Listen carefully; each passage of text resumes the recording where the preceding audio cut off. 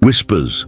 Beneath the dust, beneath the silent sands of deserts and the roots of forgotten forests, lie the remains of kingdoms time has erased. Once these lands echoed with the sound of royal processions, golden trumpets, and the clinking of treasure beyond imagination.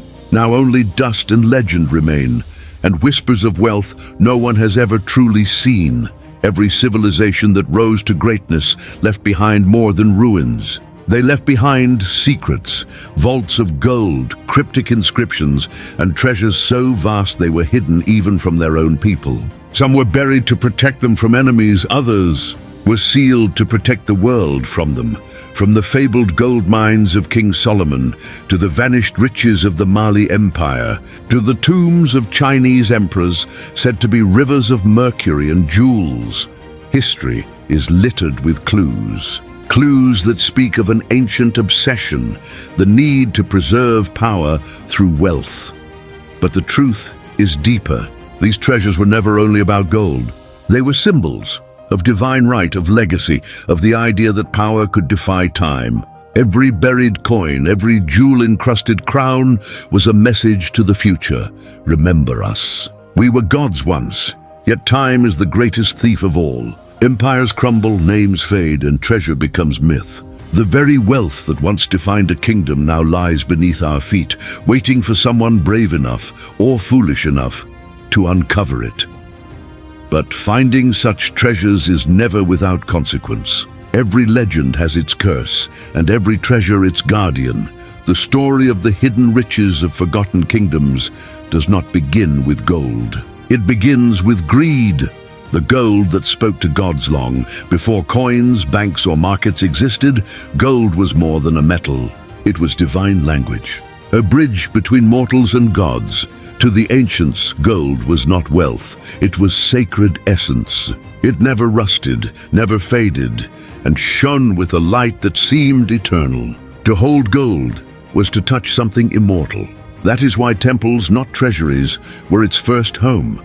In the valleys of the Nile, Egyptian pharaohs covered their tombs in gold, not to show power but to secure passage to eternity. The sun god Ra was believed to live within its glow. When Tutankhamun's tomb was uncovered in 1922, it was not simply treasure that was found, it was faith, sealed in metal, thousands of miles away in the heart of South America. The Inca Empire called gold the sweat of the sun. They didn't use it as currency, they worshipped it. For them, gold was life, and silver, the tears of the moon. When Spanish conquistadors arrived, they saw only wealth. The Incas saw blasphemy. Within a few years, temples became melting pots, and the gods of old melted with them. In China, emperors believed their rule came from heaven, and their tombs reflected it. The mausoleum of the first emperor, Qin Shi Huang, was said to contain rivers of mercury flowing through mountains of gold and gems, built to mirror the heavens. To this day, the tomb remains sealed, not by human law, but by fear. Scientists have detected traces of mercury in the soil, proof that the legend might be true. Every ancient empire had its own sacred relationship with gold.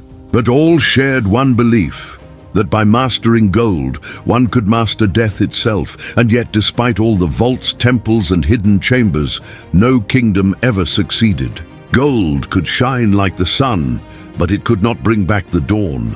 The curse of greed. Every legend of treasure begins with wonder and ends in ruin. When kingdoms rose, they built their glory upon gold. But when they fell, that same gold became their curse, a silent fire that burned through generations.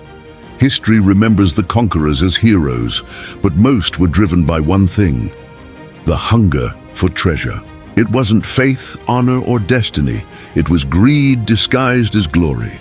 When the Spanish explorers heard of El Dorado, the golden city said to shine brighter than the sun, they crossed oceans and jungles to find it. But what they found was death, starvation, disease, betrayal. Entire expeditions vanished, swallowed by the rainforest. To this day, the Golden City remains a mirage, perhaps never real at all, or perhaps wisely hidden from mankind.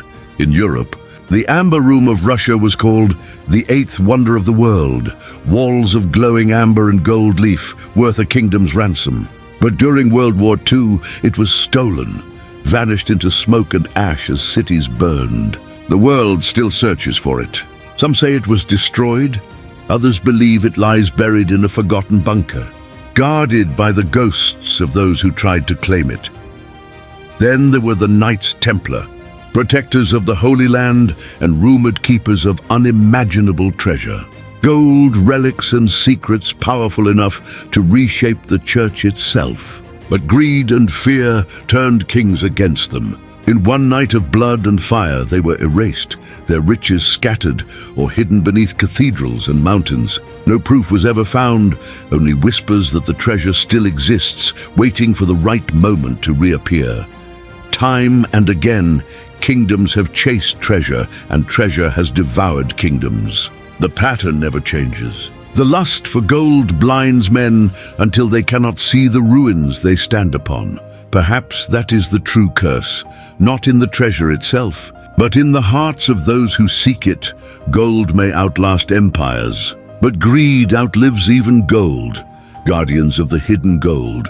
For every treasure buried, there is a guardian. Not always made of flesh and bone, sometimes of legend, curse, or time itself.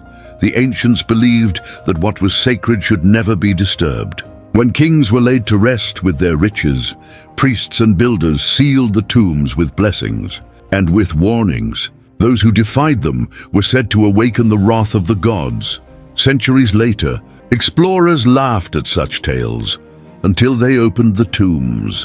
In 1922, when Howard Carter broke through the door to Tutankhamun's tomb, the world rejoiced. Newspapers called it the greatest discovery of all time. But soon after, death began to follow. Lord Carnarvon, the expedition's patron, died mysteriously just weeks later. Others fell ill, some vanished, some met strange fates. The press called it the curse of the pharaoh. Scientists dismissed it as coincidence, but for the superstitious, it was proof that the dead had their defenders. Far across the ocean, in the ruins of Peru, local legends warned of golden temples protected by spirits of ancient priests. Explorers who ignored the warnings found themselves lost in jungles that never let them return. Even today, there are villages that speak of the golden god beneath the river, whose eyes still glow under the moonlight. In China, the tomb of Emperor Qin Shi Huang, the same one said to hold rivers of mercury and mountains of gold, remains untouched for over 2,000 years. Not because it cannot be reached, but because no one dares to open it. Sensors show deadly levels of mercury gas seeping from within. Whether that's poison or protection, no one knows. The emperor still sleeps, undisturbed, his treasure guarded by time itself, and in the shadows of history, stories whisper of monks, secret societies, and eternal watchers, those sworn to protect the sacred wealth of vanished empires. Some say they still exist, hidden among us, ensuring that humanity never again touches what it was never meant to have.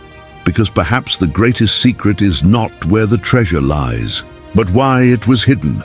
The true wealth of the old kings. For centuries, explorers, thieves, and empires have hunted the gold of the old kings. But those who came closest always disappeared, defeated not by traps or curses, but by truth.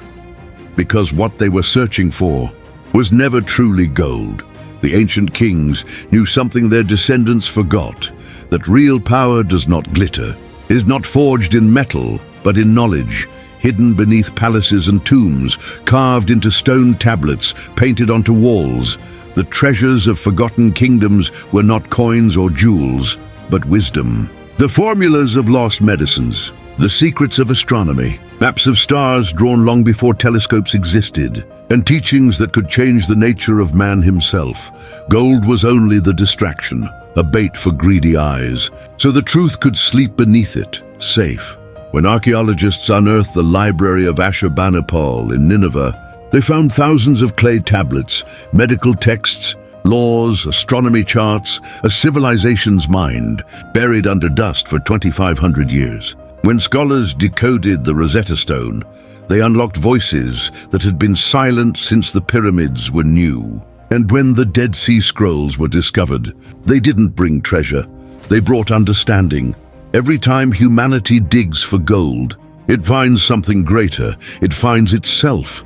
The old kings built monuments, not to their wealth, but to memory. They understood that kingdoms fall, crowns rust, and gold fades. But knowledge endures. It survives conquest, outlives dynasties, and rises again when the world is ready. Perhaps that is the final secret of the old kings, that their true wealth was not meant to be spent, but remembered. And so beneath the earth, the last of their treasures still wait, not to be owned but to be understood. And perhaps the greatest treasures of the old kings were never lost. They're waiting, not beneath the earth but within our curiosity. If you seek stories buried in time, if you wonder what secrets the past still keeps, then join us and become part of the kingdom. Subscribe to Old King's Wealth. Unlock the forgotten and discover the untold. Your journey through history has just begun.